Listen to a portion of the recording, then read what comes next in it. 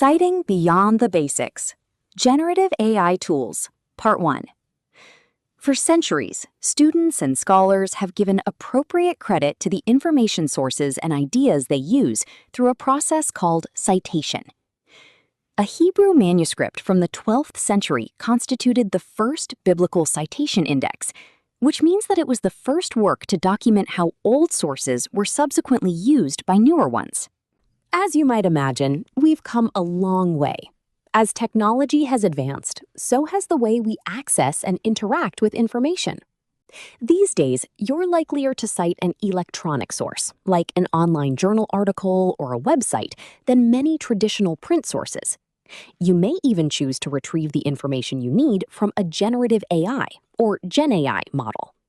Gen AI is a technology that produces content, or information, in the form of text, images, computer code, audiovisual media, and so on.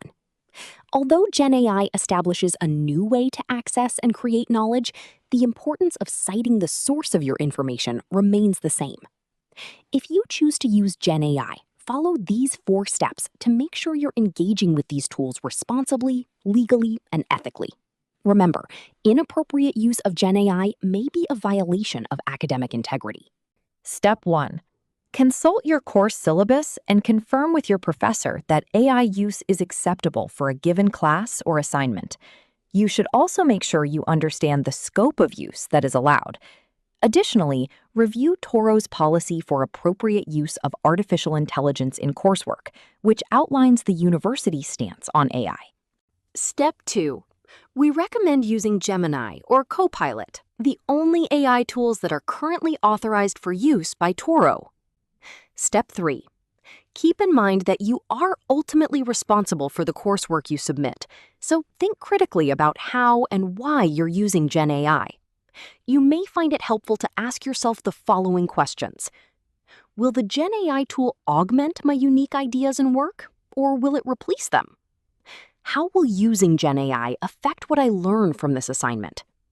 How will I evaluate the quality and accuracy of the output from the AI tool? Step 4.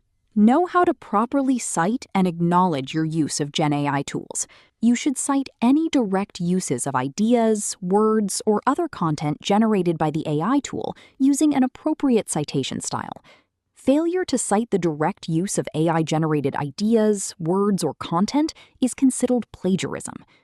Style guides such as APA, Chicago, and MLA each have slightly different approaches to citing AI, but they all require similar information for a citation. Let's go through how you might directly cite a specific interaction with Gen AI.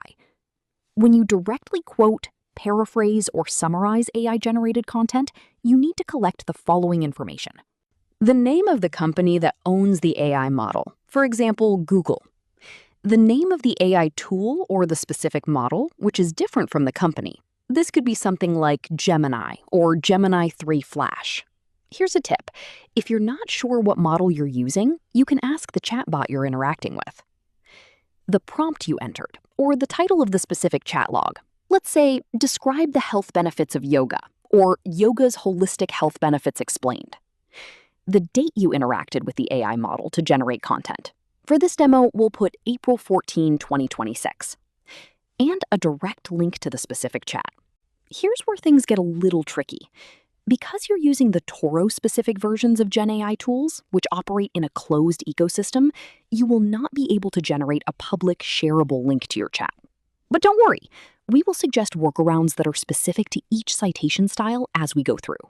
To see this process in action, go to the next video, Citing Beyond the Basics, Putting It into Practice. Thanks for watching.